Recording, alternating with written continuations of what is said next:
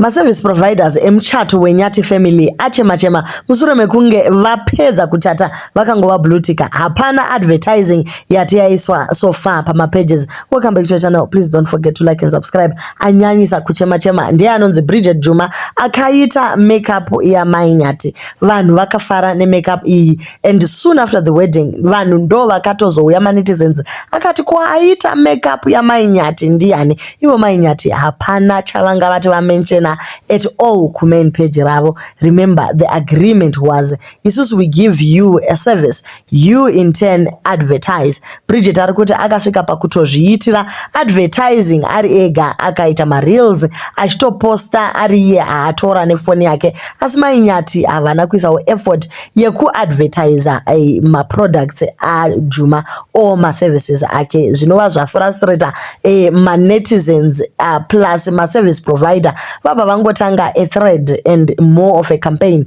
yekutaura kuti Nyati family yakavashandisa. So pane post yatumigwa naEtias ati iye manager anoramba kuti haana kupromisa kuzoadvertisa ma-service provider, but a clause from the contract reads, advertising agents shall offer the following. Number 1, if the advertising agents shall share an introduction post about the service provider on their Facebook pages within the period not exceeding 48 hours after signing of this agreement. Number 2, either one of the advertising agents shall continue posting the service provider on their Facebook pages once in a week until the wedding day. The advertising agents shall be limited only advertise services and products of the service provider. So the advertising agent zviri kureva kuti Zimbabwe Nyati Gilbert ndo advertising agent. So vari kuti ivo vaifanira kuva vachiposta about all these service providers pa page ravo since ranga riro rine traffic until the day of the wedding, which never happened. And uye after the wedding vakanga vachifanira kuti vaposte, but it also did not happen. So ma-service providers ari kuti iwo they are not happy about this approach.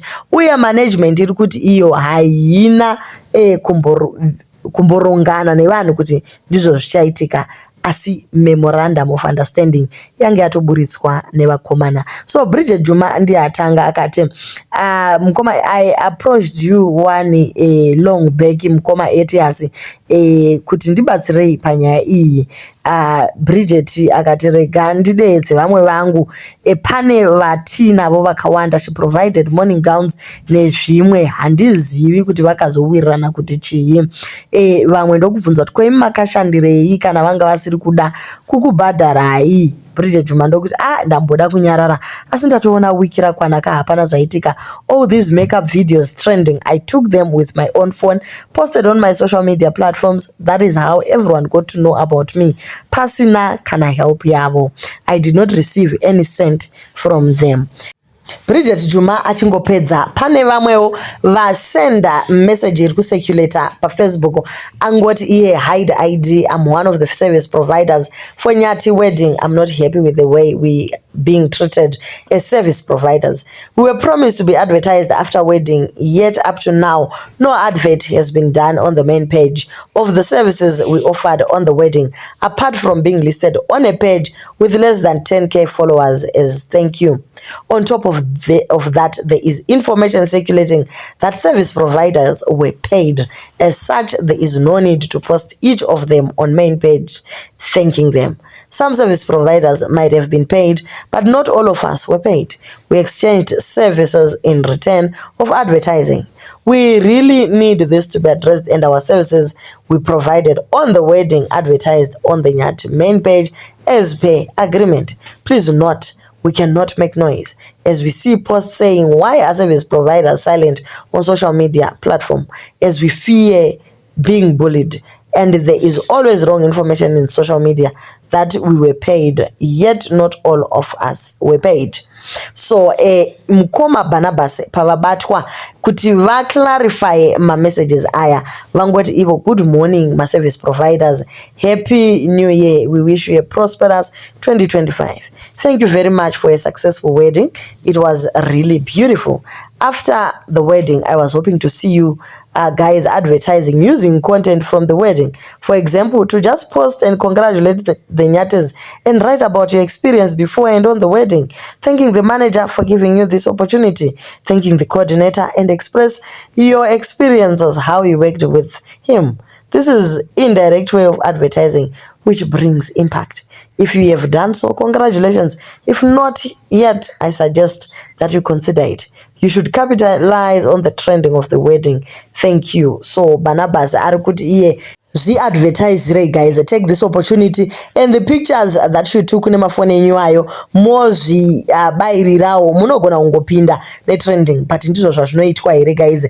Iwewe sebrand ambassador or semunhu ari kurepresenta a service that was provided, handiti unongotaura kuti guys, Bridget Juma akandiita makeup guys, muri kuona here kunaka kwandakaita, hello guys, muri kuona here ndakafitwa newigi, something like that. Then vanhu vobva vangoziva kuti ndisisi Juma vaita basa rakanaka.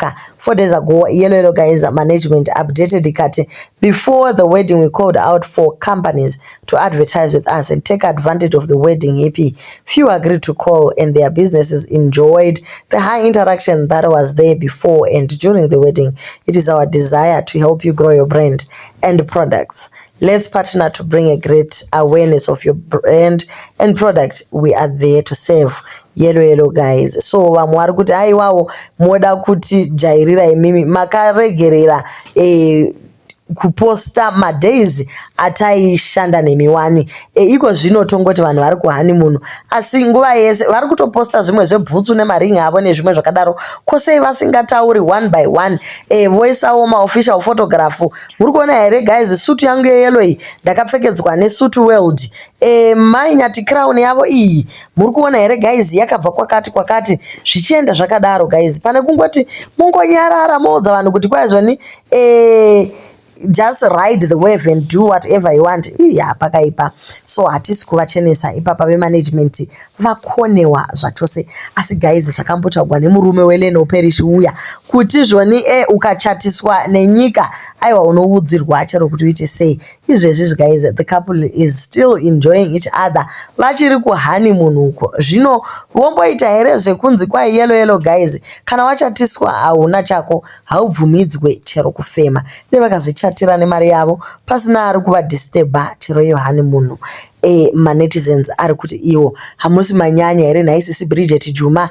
It's barely a week after the wedding with all the activities going on. Plus vanhu vari kumusha, please give them a chance to rest and settle. I'm sure they will come and thank you all after my videos and editing is all done. Don't put negative energy on a good thing you did. So vamwe vakati every day we look for faults guys, we look for errors, nothing else, we look for drama. It is so draining. Asingazvizivi kuti Nyati anosiya poshera kwaakabatsirwa ndiani ndevamwe vari kudaro. Hamuna kudzidza here kumupata family. Tunodada tuvanothuya. Life goes on. Brizo, you gained without being advertised. One kwakutozikamwa kumagrupu kukabvunzwa anoita makeup zvonzi torai uya wokuita mai Nyati, zvakatofambwa.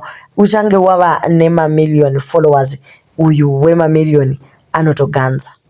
Nyati aneka pride kaanako, so hameno zvaangori. Chero vamwe vakaita chakanaka kana congratulations chaiyo haiti kana like haisi zvachose. So guys, ndo pfungwa dzevanhu vari mucomment section umu vachiti guys, sisi Bridget mamhanya henyu asi tikunzwisisa frustration yenyu, tati chitoexpectawo kuti tionewo movement papage, but guys zvimwe zvacho munofanira kuzvinzwisisa.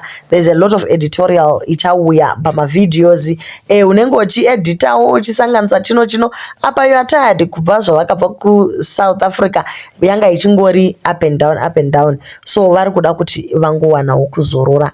Guys, pakaipa. Vamwe vari kuti ivo manager ngavarege kuramba vachida kubata vari ivo vachipostawo kupage ravo rine less than 10k followers. Let them all have access to that one big page vachiposta vese ikoko than kuti vaite page remanagement, nekuti isusu hatina nguva yekumanya kumain page, tomanya kundotarisa kuti tatendewa here, because the management page doesn't have traction, there's no movement that side. Vanhu vanouya uku ku1,000,000 followers. Vanhu vanomhanya, hey, kana mapictures ake chaiwo emuchato asati amboburitsiwa. They are working. Let's be patient. And if anyone from the service provider have any issues, there is the right way to approach and get the answers there. It's management inofanira kubvunziwa, kwete kuya kuFacebook. It's only a week after the wedding already they need to put things in order. Akaita futi mamistake, akaita zvemamistake totaurazve uri kumhanyirei, ye une wara, dei wamboita zvemudzimai wako, honeymoon mamaita nguva. Yeah guys, the wedding was last Sunday. Wednesday was a holiday. Can you just let them be? Ukatarisa advert yanyati nemukadzi wake yemagawo nemabridesmaids avakanotora just before the wedding. Mainyati was clueless about zita raservice provider wacho, but vaitofana vachitoziva nezvake. Mainyati vakatokakama pavidhio kutadza kuzoti anonzi ana avaitira magauni. Their disappointment vana vai chavanongogona kuitirwa vachiombera chete, havana basa nevamwe. Very selfish. So guys, ndo nyaya dziri mastreets umu. Vamwe vari kuti nyati unodada, vamwe vari kuti vari gay vachiri kuholiday. Unotoona kuti pane mixed feelings. But nyaya iripo ndeyekuti their own memorandum is the one that said they are going to post my service providers within 48 hours. Vakazvipa voga timelines. Dei vakatiwo tichavaposta within a month or something like that. I actually do not see anything wrong right now. Neku mention, at least mention them. Kuti inonzi chiko vaya vegauni ravo ra 4 o'clock vaya vakatipa gauni ravo, vemvurawo vakatipa chino, magic vakatipa masneaker, chino tichingokutendai. Just put it on the main page instead of the backup or yellow management. We actually do not even know there's a page like that. So guys, do leave your comments on what you think. Kuti Nyati family yobatsirwa sei? Hey, zvakaoma kuchatiswa. Chokupiwa unenge uchingonzi kwa ichiko chimwango choume hachina ndima. Uchangoti sako konzi chinditenda ka ndakakuitira chakati imikani.